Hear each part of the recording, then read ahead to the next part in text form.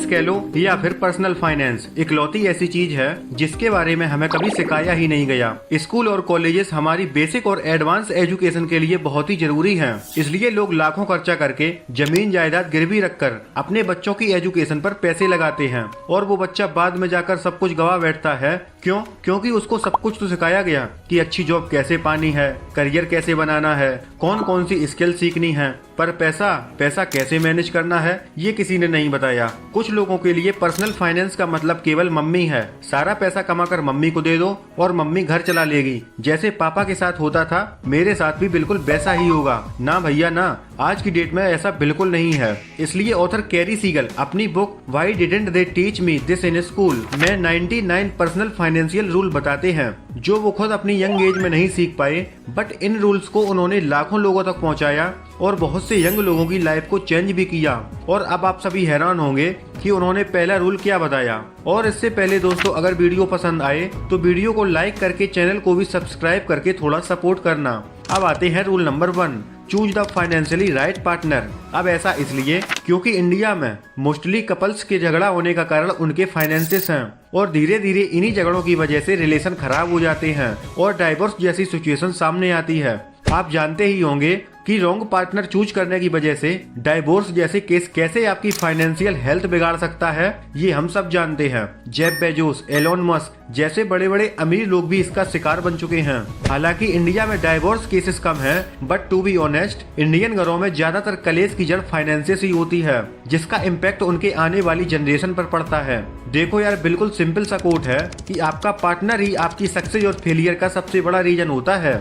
अब मेरा मतलब ये बिल्कुल नहीं है कि अमीर लड़की या लड़के से शादी करो, बैंक मैनेजर, फाइनेंशियल एडवाइजर से शादी करो, बल्कि ऐसा पार्टनर सेलेक्ट करो जो फाइनेंशियली लिटरेट हो, जिसे पता हो कि कब कितना पैसा खर्चा करना है, कितना पैसा बचाना है, इन्वेस्टिंग कैसे करनी चाहिए, कौन कौन से सोर्सेज से पैसा आप कमा सकते हो। यानी कुल मिलाकर ऐसा पार्टनर चुनना है जो लॉन्ग टर्म विजन रखता हो। क्योंकि देखो यार, यदि आप अपनी लाइफ में मैच्योर हो गए हो, जहां आपको लगता है कि अब सेटल होने का सही टाइम है, तो उस केस में आपको अपने पार्टनर के साथ अनरियलिस्टिक अप्रोच नहीं रखना। मोस्टली लोग यही गलती करते हैं कि रिलेशनशिप की स्टार्टिंग में ऐसा शो करते हैं कि ये पूरा क्लब ही मेरा है, पार्टीज करेंगे, महंगी महंगी शॉपिंग करवाएंगे, और जब शादी के बाद ये सब चीजें नहीं हो पाती तो फिर वही झगड़ा फिर से स्टार्ट। इसलिए अपना लाइफ पार्टनर चूज करते समय उसकी फाइनेंशियल अवेयरनेस चेक करना बहुत ही जरूरी है, और अगर वो इन सब चीजों को समझता है तो आपको उससे शादी कर लेनी चाहिए।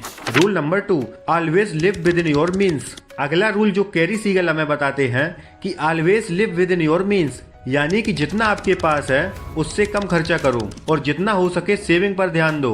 अक्सर ऐसा हम लोगों के साथ होता है कि जब हमारी पहली नौकरी लगती है या हमारे पास नई नई सैलरी आती है तो हम लोग अपने अंदर कई इच्छाएं पाल लेते हैं। जैसे पहली सैलरी आते ही ये खरीदूंगा, वो खरीदूंगा।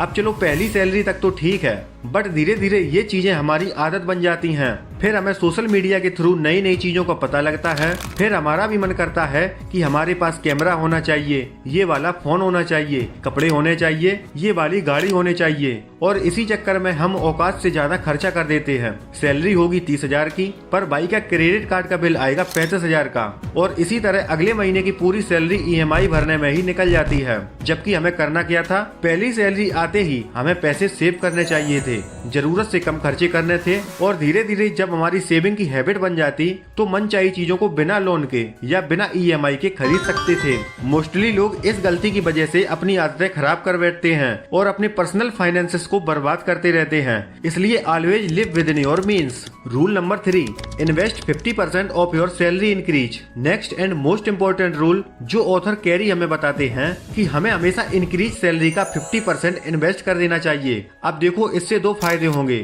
पहला, जब लोगों की सैलरी रेज होती है तो उन्हें लगता है कि उन्होंने दुनिया जीत ली, और इसी टॉप ऑफ द वर्ल्ड वाली फीलिंग में हद से ज्यादा खर्चा कर बैठते हैं। नई नई शौक, नई नई एडिक्शन पाल लेते हैं, जिससे उनकी वेल्थ और उनकी हेल्थ दोनों खराब होती हैं। लेकिन जरा सोचो, अगर वो सैलरी रेज कभी हो ही ना तो आप फ्रूगल स्पेंडिंग करोगे, बजट लेकर चलोगे, फालतू की चीजों पर खर्चा नहीं करोगे, और अगर वो 50% आपने इन्वेस्ट किया, वो आपकी फाइनेंशियल फ्रीडम की जर्नी में 4 चांद लगा देगा।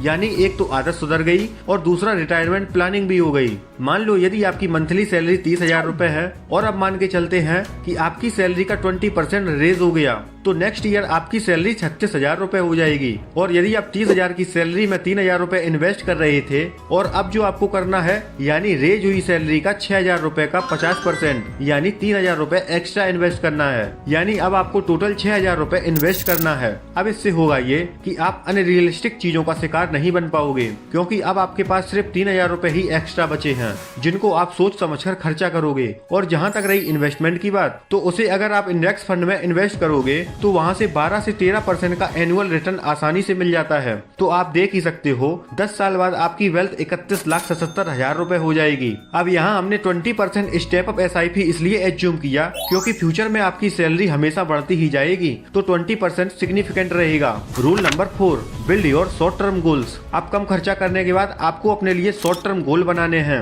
ऑथर कहते हैं कि कभी कभी हमारे साथ ऐसा होता है कि लॉन्ग टर्म गोल या लॉन्ग टर्म विजन बड़े ही अनअचीवेबल लगने लगते हैं और इसी बीच कुछ ऐसी इमरजेंसी सिचुएशन आ जाती है जिसकी वजह से हमें वो लॉन्ग टर्म गोल तोड़ने ही पड़ते हैं। इसलिए 30-40 साल का लॉन्ग टर्म गोल से बेहतर है कि आप 5-5 या 10-10 साल के गोल को परफॉर्म करो और फिर उसी हिसाब से अपने आप को मैनेज करो। फॉर एग्जाम्पल, अगर आपको अपने बच्चों की हायर एजुकेशन के लिए एक बड़ा फंड चाहिए तो आप एक शॉर्ट टर्म फंड बना सकते हो जिसे जरूरत पड़ने पर निकाल भी सकते हो। सबसे पहले एजुकेशन फंड बनाओ, फिर एक इमरजेंसी फंड रेडी रखो। अगर आप नेक्स्ट ईयर कोई ट्रिप प्लान कर रहे हो तो उसके लिए भी आज से सेविंग स्टार्ट कर दो। इससे होगा ये कि आप जिंदगी जीने के साथ साथ फाइनेंशियल फ्रीडम के लिए भी काम कर पाओगे।